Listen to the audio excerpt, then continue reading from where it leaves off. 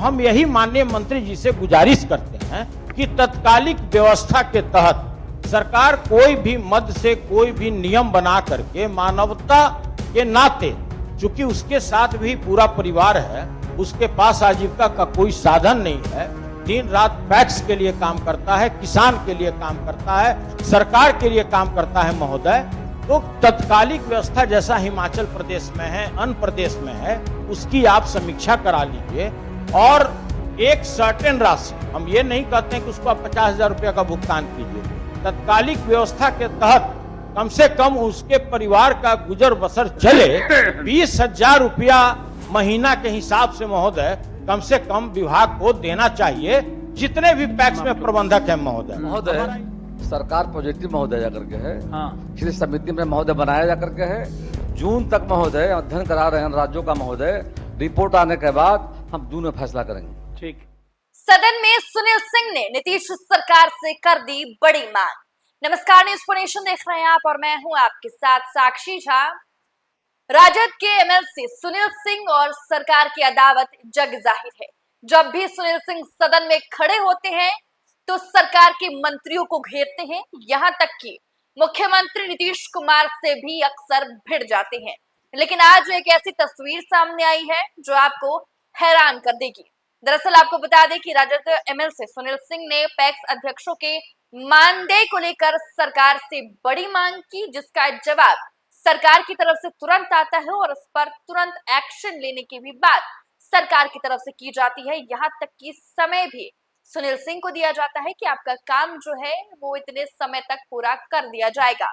और इस तस्वीर ने सबको हैरान कर दिया है, क्योंकि आपको पता होगा कि कई बार सदन से तस्वीर आपने देखी है कि किस तरीके से राजद एमएलसी सुनील सिंह कई मुद्दों को लेकर सरकार को घेरते, सरकार से आए दिन कोई ना कोई मांग करते हैं, लेकिन सरकार हमेशा सुनील सिंह पर निशाना साधती है, हमलावर नजर आती है। लेकिन ऐसा नजारा पहली बार देखने को मिल रहा है जहां पर सुनील सिंह ने सरकार से कुछ मांग की हो और सरकार ने तुरंत इसका जवाब देते हुए कहा कि आपके काम को जल्द से जल्द पूरा कर लिया जाएगा। क्या कुछ तस्वीर विधान परिषद से सामने आ रही है, चलिए हम आपको छोड़े जाते हैं। जुलाई 24 में सर्वे की जिम्मेदारी भारत सरकार की राइट्स एजेंसी को सौंपी गई थी। सर्वे रिपोर्ट नवंबर 24 में मिलनी थी, लेकिन उसको 3 माह का अतिरिक्त समय दिया गया।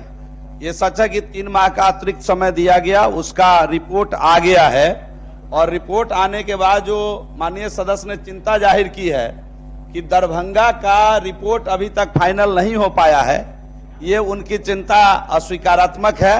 चारों जगह का रिपोर्ट विभाग को मिल गया है, उस पर आगे के स्तर पर समीक्षा की जा रही है। ठीक। डॉक्टर उर्मिला ठाकुर।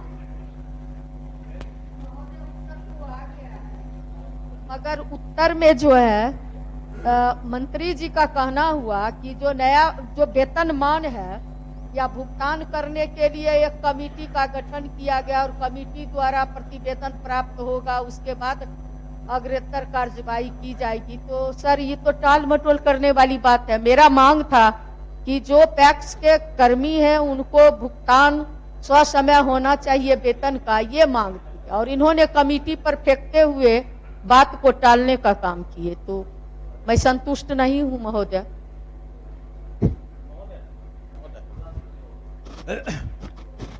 हेलो, मानवीय दृष्टिकोण से महोदय ये बड़ा ही महत्वपूर्ण सवाल लाया गया है और मंत्री जी भी इसमें पॉजिटिव है। हम ऐसा नहीं कह सकते हैं कि मंत्री जी की संवेदना इस सवाल के साथ नहीं है। महोदय, हर एक व्यक्ति के पीछे एक भरा पूरा परिवार होता है और मंत्री जी भी अवगत हैं कि बिहार में अगर 8463 पैक्स है तो उसमें 1000 पैक्स की भी ऐसी स्थिति नहीं है महोदय कि जो प्रॉफिट में हो। तो आपने ये कहा है इसमें आंसर में कि अगर प्रॉफिट में होगा या उसका जो भुगतान करना है उसको मानदेय के रूप में, वो संबंधित पैक्स को करना है। बिल्कुल आप सही कह रहे हैं महोदय।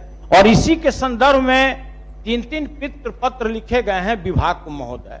हम यही माननीय मंत्री जी से हाथ जोड़कर गुजारिश करते हैं कि वो व्यक्ति जो माननीय मुख्यमंत्री जी का महत्वाकांक्षी योजना धान अधिप्राप्ति है, अभी आप नया योजना लाने जा रहे हैं, खाद का आप व्यवसाय कीजिएगा, बीज का व्यवसाय कीजिएगा, 4400 पैक्सों में आपने कंप्यूटराइज सिस्टम लागू कर दिया है, सभी जगह कंप्यूटर लग चुके हैं महोदय। तो हम यही माननीय मंत्री जी से गुजारिश करते हैं कि तत्कालिक व्यवस्था के तहत सरकार कोई भी मद से कोई भी नियम बना करके मानवता के नाते, चूंकि उसके साथ भी पूरा परिवार है, उसके पास आजीविका का कोई साधन नहीं है, दिन रात पैक्स के लिए काम करता है, किसान के लिए काम करता है, सरकार के लिए काम करता है महोदय। तो तत्कालिक व्यवस्था जैसा हिमाचल प्रदेश में है, अन्य प्रदेश में है, उसकी आप समीक्षा करा लीजिए और एक सर्टेन राशि, हम ये नहीं कहते हैं कि उसको आप 50,000 रुपया का भुगतान कीजिए, तत्कालिक व्यवस्था के तहत कम से कम उसके परिवार का गुजर बसर चले। 20,000 रुपया महीना के हिसाब से महोदय कम से कम विभाग को देना चाहिए, जितने भी पैक्स में प्रबंधक है महोदय। हमारा यही आग्रह है महोदय, आसन से भी आग्रह है, ये मानवता के दृष्टिकोण से सही होगा महोदय। और आपका भी संरक्षण हमको चाहिए कि ये हजूर पहला ऐसा ये लोग प्राणी है, दुर्लभ प्राणी, कि जिसको 1 रुपया भी सरकार से नहीं मिलता है। और कोई भी पैक्स अध्यक्ष इसलिए कि तो खुद लॉस में है, जो उसके ऊपर ब्याज का जो अधिप्राप्ति कार्य करता है, जो ब्याज का जो अनावश्यक लोड आता है एसएफटी के कारण, उसके चलते तू लॉस है। हम उस गहराई में जाएंगे तो फिर मैडम उठ जाएंगे कि भाई आप हमारे तरफ जहाज घुमा दिए। तो माननीय मंत्री जी, आपसे मेरा हाथ जोड़कर विनती है सभी प्रबंधकों की ओर से कि आप कुछ संवेदना व्यक्त करते हुए उन लोगों के प्रति। टाइम बहुत लेते हैं, बैठिए, हो गया महोदय। सरकार पॉजिटिव महोदय जाकर के है, हाँ। इसलिए समिति में महोदय बनाया जाकर के है। जून तक महोदय अध्ययन करा रहे हैं राज्यों का महोदय, रिपोर्ट आने के बाद हम जून में फैसला करेंगे। ठीक। माननीय सदस्य राजवर्धन आजाद जी, आपका क्वेश्चन है। अब तो आया है